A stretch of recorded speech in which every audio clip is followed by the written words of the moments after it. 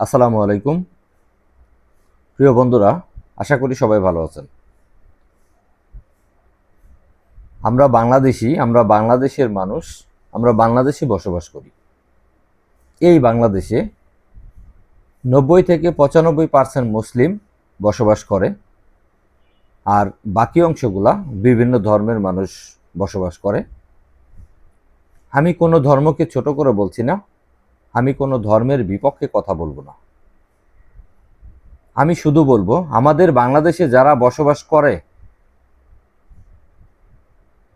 আমি বেশ কয়েকটা দিন বেশ কিছু ভিডিও আমি দেখতেছি, কিন্তু আমার কাছে দেখে খুব খারাপ লাগছে।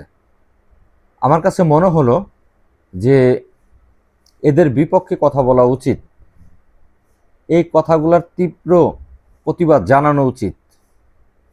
তাই আজ আমি আপনাদের মাঝে দু একটা কথা বলতে চাই। আপনারা যারা রাজনীতি করেন, আমাদের কোনো সমস্যা নেই। আপনার রাজনীতি এক দল আর এক দলকে কথা চালাচালি করেন, এটাও আমাদের সমস্যা নেই। আমাদের সমস্যার জায়গা একটাই, আমাদের প্রতিবাদের জায়গায় একটাই, সেটা হচ্ছে আমরা মুসলিম জাতি। এই মুসলিম জাতিকে নিয়ে কটূক্তি করলে আমরা কাউকে ছাড় দেব না। বেশ কিছুদিন যাবৎ আমরা দেখছি বিএনপি ক্ষমতায় আসার পর বেশ কিছুদিন যাবৎ দুইটা মহিলা ইসলাম ধর্ম নিয়ে তারা বিবৃতি ছড়াচ্ছে, বিতর্ক ছড়াচ্ছে। এগুলা আমরা তাদের কাছে আশা করি না। তারা দুইজনই মুসলিম, তারপরও কেন তারা এই ধরনের কথা বলছে আমি এটা বুঝতে পারছি না। তারা বিবৃতি দিচ্ছে, তারা কথা বলছে ইসলাম ধর্মের বিপক্ষে।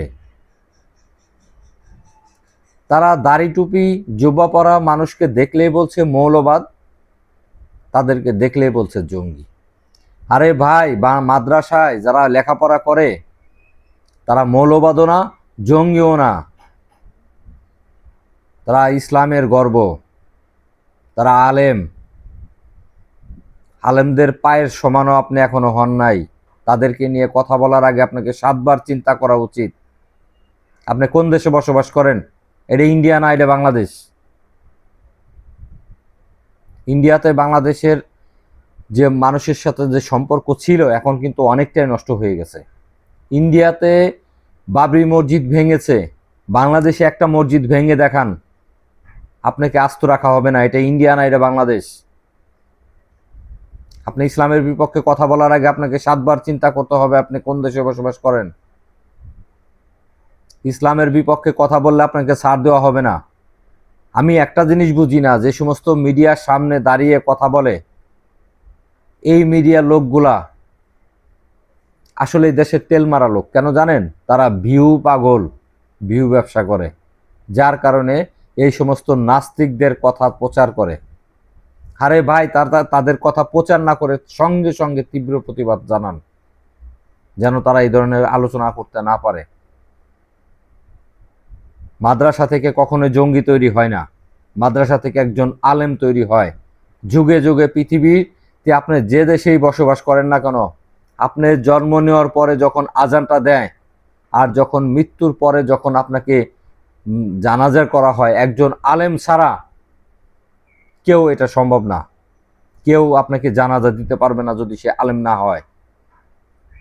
একজন সাধারণ নাগরিক জেনারেল লাইনে লেখাপড়া করছে, সে কখনোই আপনাকে পারবে না আপনার জানাজা করতে। তাহলে কেন তাদের প্রতি আপনাদের এত আক্রোশ? যে দেশে 95% মুসলিম বসবাস করে, আপনি একজন মুসলিম মানুষ হয়ে, একজন বেগানা নারী হয়ে আপনি কেন এই ধরনের কথা বললেন? আপনি ইসলাম নিয়ে কটূক্তি করেন, এত বড় কলিজা আপনি কোথা থেকে পেয়েছেন? আপনি নবীজিকে নিয়ে কথা বলেন, আপনার নবীজির একটা পায়ের নখেরও তো যোগ্য না আপনি। তার যে পায়ে যে জুতা পরতো, জুতা মুছার যোগ্যতাটাও তো আপনি রাখেন না। আপনি বলছেন নবীজি 4টা বিয়ে করছে। আরে, আপনার নবীজি 4টা বিয়ে করছে, আপনি এটা নিয়ে পড়ে আছেন কেন? আপনি আপনার নিজের সংসার ঠিক রাখেন, আপনার স্বামী দ্বিতীয় বিয়ে করতে সাহস পাবে না। আপনি এমন ভাবে সংসার করবেন আপনার স্বামী আপনাকে ছাড়া অন্য কিছু বুঝবে না। আপনি মিডিয়ার সামনে সেই কথা বলেন। আপনি কি বাংলাদেশের বুকে কি ভাইরাল হতে চান? ভাইরাল হলেই কি আপনি কি সবকিছু হয়ে গেল আপনার? একটা কথা মনে রাখবেন, যারা এই ধরনের মিডিয়ার লোক যারা আছেন আর তারা যারা এই ধরনের কথা প্রচার করেন, আপনারাও পাপী। যে কথা বলতেছে সেও পাপী, আপনারাও পাপী। কারণ আপনারা এগুলা সারা বাংলাদেশের মানুষকে দেখার জন্য এগুলো প্রচার করতেছেন। এই জন্য আপনাদের উদ্দেশ্যে বলি, আপনারা সঙ্গে সঙ্গে প্রতিবাদ জানান, যাতে তারা এই ধরনের প্রচার মিডিয়ার সামনে না করতে পারে, সাধারণ মানুষের জন্য এটা না দেখতে পারে।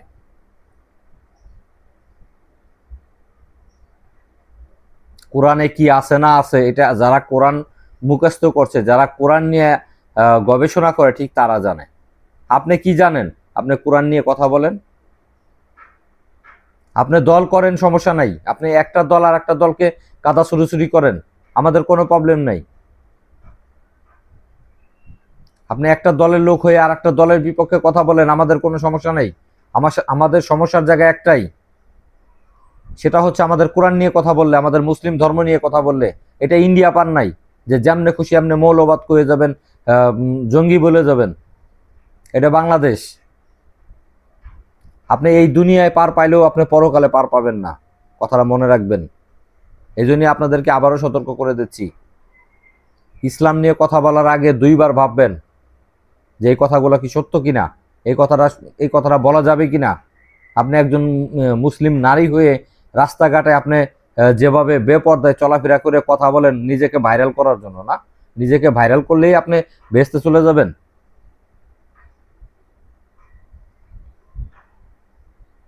এজন্যই আপনাদের উদ্দেশ্যে বলি, আপনারা যারা এই ধরনের আচরণওয়ালা মানুষ দেখবেন, সঙ্গে সঙ্গে প্রতিবাদ করবেন। যারা ইসলামের বিপক্ষে কথা বলবে, সঙ্গে সঙ্গে প্রতিবাদ করবেন, যাতে তারা এই ধরনের কথা, ইসলাম বিরোধী কথা যাতে এই বাংলার জমিনে না বলতে পারে। আমরা অন্যান্য দেশের কথা বাদ দিলাম, আমরা আমাদের দেশের কথা বলি। যারা বাংলাদেশে বসবাস করে ইসলামের বিপক্ষে কথা বলবে, ইসলাম নিয়ে কটূক্তি করবে, সঙ্গে সঙ্গে প্রতিবাদ জানাবেন। এটা সকলের প্রতি অনুরোধ। আমি অন্য ধর্মের লোকদেরকে কোনো খারাপ কথা বলতে চাই না, কারণ যার যার ধর্ম সেই পালন করেন, আমাদের কোনো আপত্তি নেই। আমাদের ধর্মে যদি 4টা বিয়ে, যদি আল্লাহ পাকের তরফ থেকে যদি এটা বৈধ থাকে, অবশ্যই একটা লোক 4টা বিয়ে করবে। 4টা বিয়ে তখনই করে, কখন করে এটা বুঝতে হবে আগে। এই জন্য বলি, মাদ্রাসার ছাত্র যারা আছে তাদেরকে নিয়ে কোনো সময় খারাপ কথা বলবেন না।